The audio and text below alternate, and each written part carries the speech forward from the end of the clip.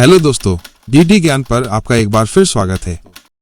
यार, पिछली वीडियो पे आप लोगों ने जो प्यार बरसाया है ना, उसने सच में दिल जीत लिया। आपके कमेंट्स, आपकी बातें, सब कुछ इतना अपना सा लगा। और आप में से बहुत सारे दोस्तों ने एक ही बात पूछी, भैया अश्वत्थामा पर एक वीडियो बनाओ। क्या अश्वत्थामा आज भी जिंदा है? मैंने सोचा क्यों ना आज आपके दिल की बात सुनी जाए और सीधे उस सवाल का जवाब दिया जाए जो बरसों से लोगों के मन में घूम रहा है। मुझे पूरा यकीन है ये वीडियो आपको झकझोर देगी। और हाँ, कमेंट करके बताना मत भूलना कि अगली वीडियो किस टॉपिक पर चाहिए। तो बिना किसी देरी के चलिए शुरू करते हैं। कभी सोचा है आपने, एक ऐसा इंसान जिसे हजारों साल पहले शाप मिला था, वो भी किसी और से नहीं, खुद भगवान कृष्ण से, जो महाभारत के उस भयानक युद्ध में शामिल था। क्या वो आज भी हमारी ही धरती पर हमारे बीच कहीं गुमनाम सा भटक रहा है? सुनने में तो यही आता है। नाम है अश्वत्थामा। जी हाँ, वही अश्वत्थामा। कहानी शुरू होती है उस महायुद्ध से जिसने पूरे भारत का इतिहास ही बदल कर रख दिया, महाभारत। ये सिर्फ एक लड़ाई नहीं थी, ये धर्म और अधर्म का सीधा टकराव था। अब बात करते हैं अश्वत्थामा। एक योद्धा, एक चिरंजीवी, एक दर्द भरी कहानी। अश्वत्थामा गुरु द्रोणाचार्य का इकलौता बेटा था, वही द्रोणाचार्य जो पांडवों और कौरवों दोनों के गुरु थे। सोचिए कितना सम्मानित स्थान था उनका। और अश्वत्थामा कोई आम योद्धा नहीं था, वो तो जन्म से ही चिरंजीवी था, यानी अमर। उसके माथे पर एक दिव्य मणि थी जो उसे अकल्पनीय शक्तियां देती थी। उसे कोई बीमारी छू नहीं सकती थी, उसे भूख प्यास नहीं लगती थी और उसे किसी बात का डर नहीं था। क्या गजब की शक्ति रही होगी वो। महाभारत का वो छल और एक बेटे का टूटता दिल। जब महाभारत अपने आखिरी दिनों में था, एक ऐसा छल हुआ जिसने सबको हैरान कर दिया। गुरु द्रोणाचार्य को छल से मार दिया गया। पांडवों ने एक प्लान बनाया। अगर द्रोण को ये लगेगा कि उनका बेटा मर गया है तो वो हथियार डाल देंगे। युधिष्ठिर, जो अपनी सच्चाई के लिए जाने जाते थे, उन्होंने भी इस बार झूठ को एक ऐसा मोड़ दिया जिसने सब कुछ बदल दिया। अश्वत्थामा हतोल, निरोवा कुंजरोवा, यानी अश्वत्थामा मारा गया। आदमी या हाथी पता नहीं। द्रोणाचार्य ने सिर्फ अश्वत्थामा मारा गया सुना और उसी पल उनके हाथ से धनुष बाण छूट गए और तभी द्रुपद के बेटे धृष्टद्युम्न ने उनकी हत्या कर दी। एक पिता का अंत धोखे से हुआ, बेटे की मौत का ये झूठ। और जब अश्वत्थामा को अपने पिता की मौत का सच पता चला तो उसके अंदर सिर्फ गुस्सा नहीं बल्कि आग का एक दरिया बहने लगा।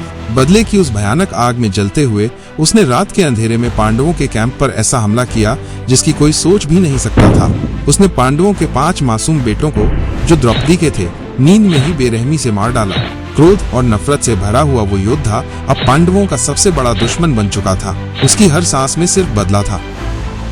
भगवान श्री कृष्ण का वो भयानक शाप अमरता नहीं, एक सजा।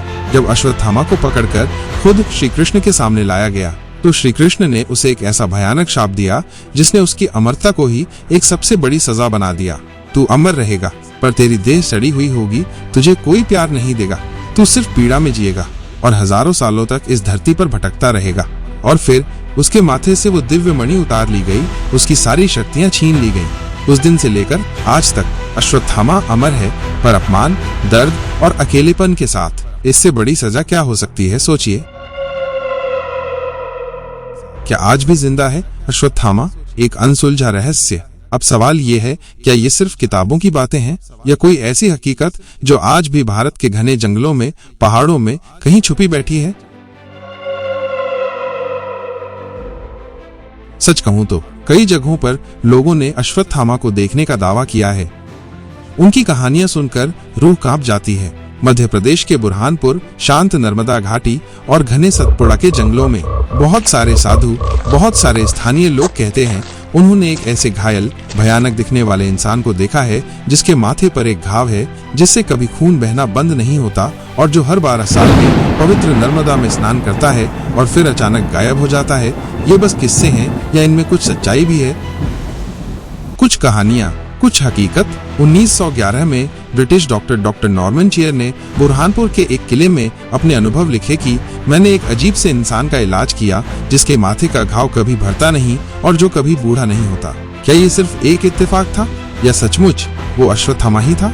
ये सवाल आज भी हमें सोचने पर मजबूर करता है। चिरंजीवी का रहस्य, धर्म रक्षक या शापित आत्मा। हमारे शास्त्रों में 7 चिरंजीवी बताए गए हैं: हनुमान, परशुराम, विभीषण, कृपाचार्य, अश्वत्थामा, राजा बलि और व्यास जी। इन सब का काम है धर्म की रक्षा। पर अश्वत्थामा को जो मिला वो अमरता नहीं बल्कि अमरता का एक भयानक अभिशाप था। एक ऐसा शाप जो उसे युगों युगों तक पीढ़ी दर पीढ़ी झेलना पड़ा। आखिरी सवाल, क्या आज भी वो किसी पहाड़ी पर, किसी गुफा में, किसी पुराने मंदिर के पीछे अपने दर्द के साथ छिपा बैठा है? क्या कभी ऐसा समय आएगा जब वो फिर से सामने आएगा, जब उसकी पीड़ा खत्म होगी? या फिर वो बस हमारे कर्मों की एक चेतावनी है कि गुस्सा, धोखा और बदले की भावना का अंत कभी अच्छा नहीं होता, बल्कि सदियों तक पीछा करता है? ये रहस्य आज भी अनसुलझा है, पर ये कहानी हमें सिखाती है कि ताकत का गलत इस्तेमाल, धोखेबाजी और बदले की आग इंसान को किस हद तक गिरा सकती है। तो दोस्तों, अगर ये वीडियो आपके दिल को छू गई हो तो यार लाइक जरूर करना, डीडी ज्ञान को सब्सक्राइब करना और इस रहस्यमयी कहानी को अपने दोस्तों और परिवार के साथ जरूर शेयर करना। आपका प्यार ही हमारी असली ताकत है, जो हमें ऐसी और भी कहानियां लाने के लिए मोटिवेट करता है। धन्यवाद। जय हिंद, जय भारत।